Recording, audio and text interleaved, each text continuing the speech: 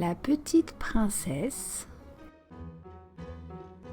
s'en va combattre le dragon.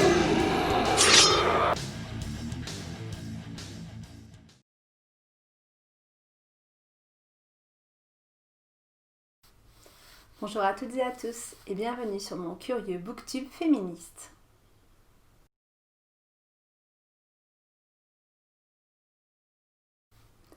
Aujourd'hui, je vais vous parler d'un roman publié tout récemment, c'était en octobre 2020, et que j'ai acheté à sa sortie, ce que je fais assez rarement.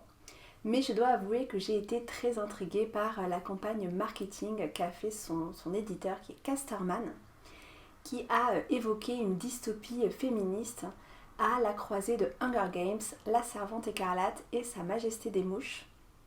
Voilà, ça m'a beaucoup intriguée. Et donc ce roman, vous l'avez peut-être reconnu, c'est L'année de grâce de Kim Liggett. Il s'agit d'un roman ado, young adulte, que je conseillerais plutôt à partir de 15 ans et avec le cœur bien accroché, même si évidemment chaque lecteur, chaque lectrice est libre de ses choix. Mais pour tout vous dire, moi qui suis quand même assez habituée à lire des livres plutôt durs, là il y a vraiment des choses qui m'ont gênée, qui m'ont touchée, qui m'ont bouleversée. Donc plutôt pour des publics avertis.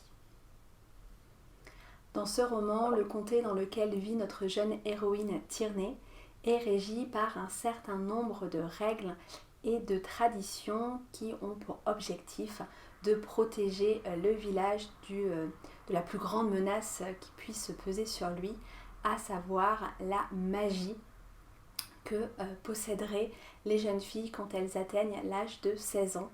Magie dont elles doivent se libérer pour mener ensuite un quotidien digne de jeunes femmes soumises dont on attend d'elles qu'elles soient des épouses et surtout des mères et pas grand chose d'autre, ou éventuellement, si elles n'ont pas eu la chance d'être choisies par un homme, de devenir des travailleuses. En effet, avant leur départ pour l'année de grâce, les jeunes filles participent à la cérémonie du voile qui va déterminer quelles seront les futures épouses. Qu'elles le veuillent ou non, là n'est évidemment pas la question. Les hommes vont se réunir et vont décider quel garçon, quel homme épousera quelle fille. Et le mariage en fait aura lieu au retour de l'année de grâce pour celles qui ont la chance de survivre.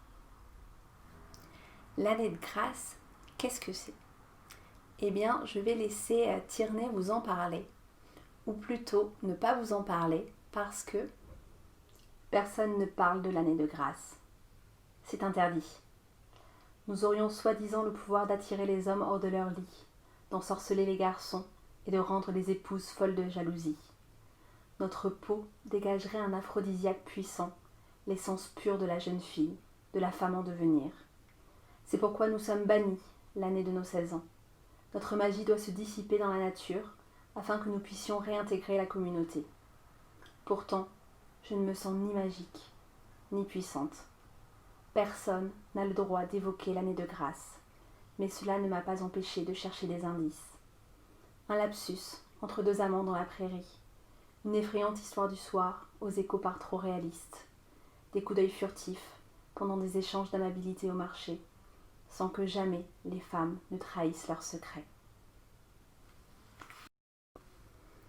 Au cours de cette année, les jeunes filles seront conduites dans la forêt, dans un camp où elles vivront entre elles, un camp qui est entouré d'une palissade qui les protège des braconniers, qui n'attendent qu'un faux pas de leur part pour les tuer, ou bien pire encore, car leur peau serait empreinte de cette magie extrêmement forte dont elles doivent se libérer.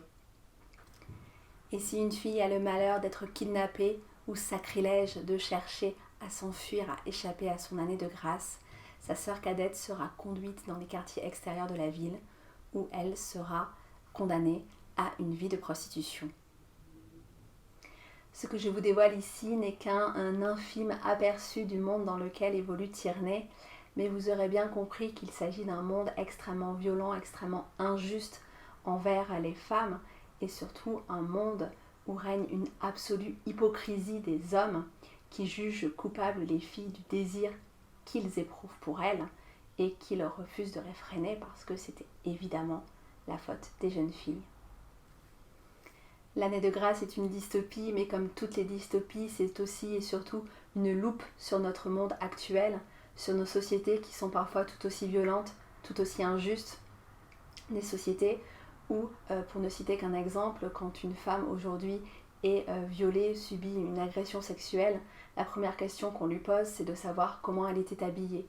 Parce que si elle portait une jupe peut-être un peu trop courte, ou un décolleté un peu trop plongeant, ou des talons, peut-être qu'après tout, elle l'a un peu cherché. En Irlande, en 2018, un homme de 27 ans a été acquitté d'un viol sur mineur sur une jeune fille de 17 ans, au motif que celle-ci portait un string. Où commence la dystopie? C'est vraiment une question que je me pose.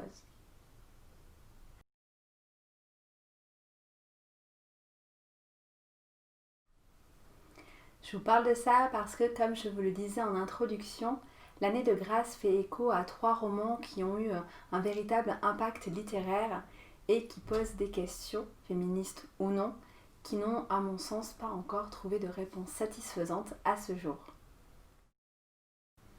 The Hunger Games, cette trilogie de Suzanne Collins qui a véritablement lancé la mode des dystopies adolescentes, l'année de grâce emprunte une héroïne qui porte en elle les germes de la révolution.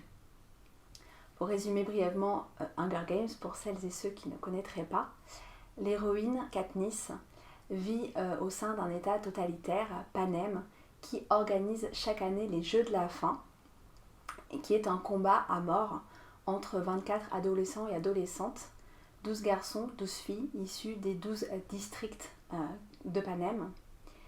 Et donc l'idée c'est que la personne qui remporte ces Jeux de la faim repart avec de l'argent, avec de la nourriture pour les gens de son district. Il en manque donc cruellement. Le personnage de Katniss va être à l'origine d'une révolte qui va mettre vraiment à mal le gouvernement en place et elle va devenir un symbole de la lutte contre la tyrannie. Katniss est d'ailleurs l'une de mes héroïnes préférées, donc je vous invite très très fort à lire Hunger Games si vous ne l'avez jamais fait. Dans Hunger Games, nous avons donc des adolescents, des adolescentes qui combattent à mort, mais qui le font parce qu'ils n'ont pas le choix et parce que donc gagner signifie pour eux la survie de leur district, de leur famille, d'eux-mêmes, d'elles-mêmes. Et moi, du coup, ce qui m'a beaucoup choquée, marquée dans l'année de grâce, du moins au début, c'est qu'en fait, la violence, la malveillance dont font preuve les femmes, les filles entre elles, alors que ce soit pendant l'année de grâce, mais pas uniquement, ne se base sur aucune nécessité. Elles ne sont pas ennemies. Leur survie ne dépend pas de la mort des autres.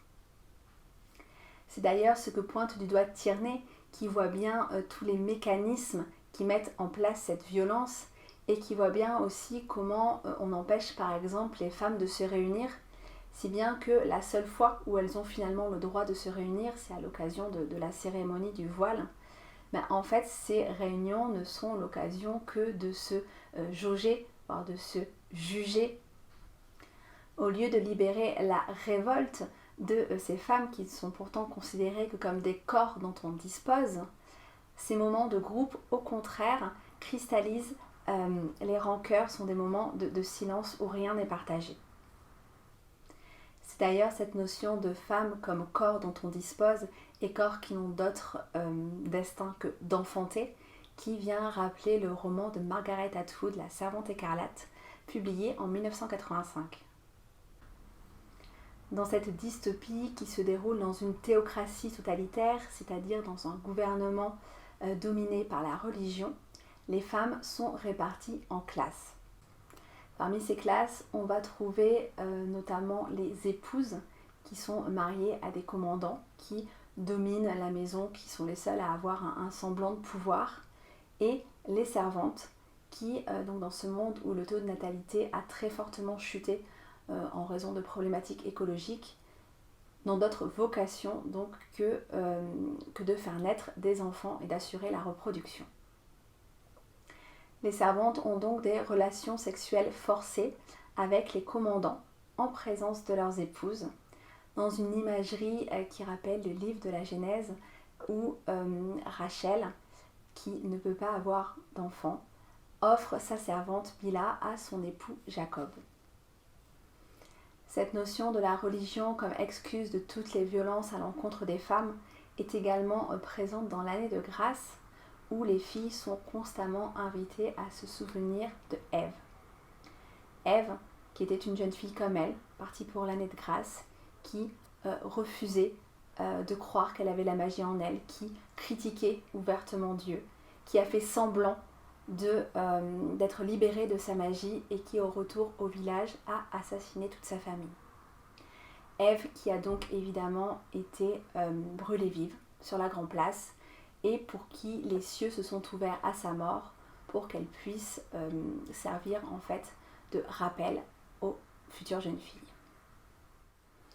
Dans le comté de Tierney, les hérétiques sont évidemment mis à mort et il en faut souvent bien peu pour être considéré comme hérétique. Il suffit de rêver, de chanter, d'être trop vieille pour enfanter, d'être donc devenue inutile. Encore, toujours, les femmes sont considérées comme portant le péché en elles et une autre Ève nous le rappelle depuis des siècles et des siècles, cette vile tentatrice qui a conduit Adam à goûter le fruit défendu et ce qui a conduit à leur bannissement du jardin d'Éden. Encore, toujours, il est si facile de rendre responsables les femmes de tous les problèmes.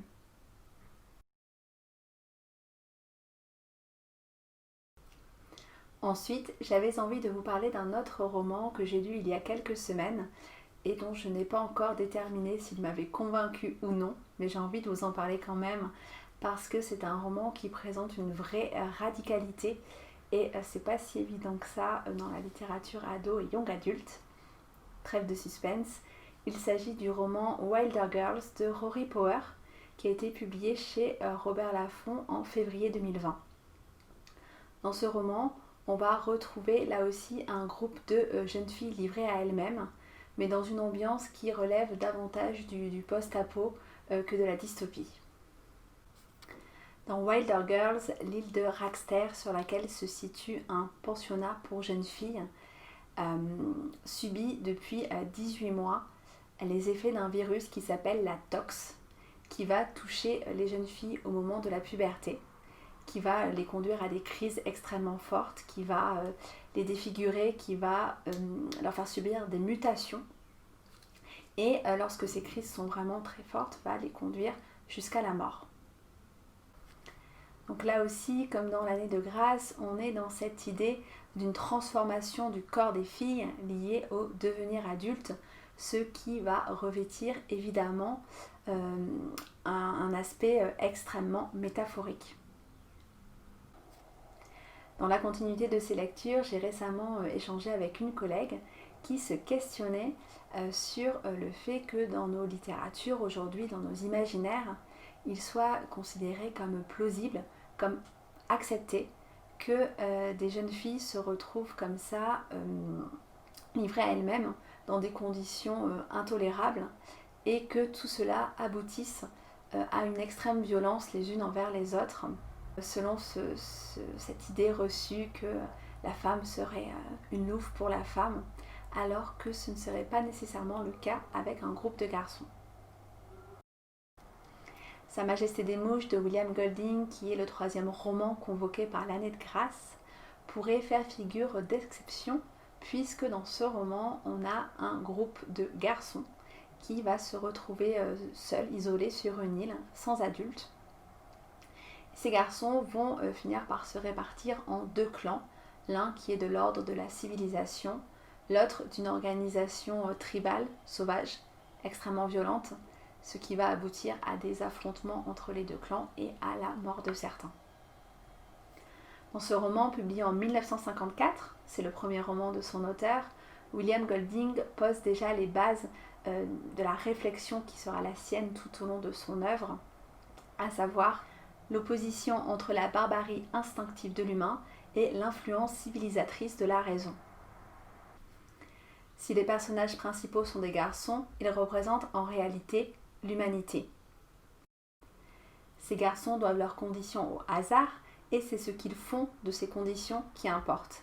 Alors que bien souvent, les filles, les femmes, doivent leurs conditions aux hommes. Et c'est bien souvent là le nœud du problème. Alors même s'il est vrai que souvent les héroïnes doivent être martyrisées, soumises à la violence du groupe pour se révéler, moi j'ai envie d'y voir une évolution des thématiques abordées dans la littérature et notamment dans la littérature de jeunesse et young adulte. J'ai envie de voir également le développement de récits ouvertement féministes qui questionnent, qui bouleversent plus qu'ils ne valident cette idée reçue qui voudrait que dans une situation de groupe, les femmes se haïssent, se jalousent plutôt que de s'entraider. J'ai également le sentiment que de plus en plus de romans ados et young adultes valorisent cet élément essentiel qui est la sororité. Et même si je ne peux évidemment pas vous dévoiler la fin de l'année de grâce, sachez que j'ai trouvé celle-ci absolument incroyable, vraiment très stimulante et bien plus subtile, je dois l'avouer, que ce à quoi je m'attendais.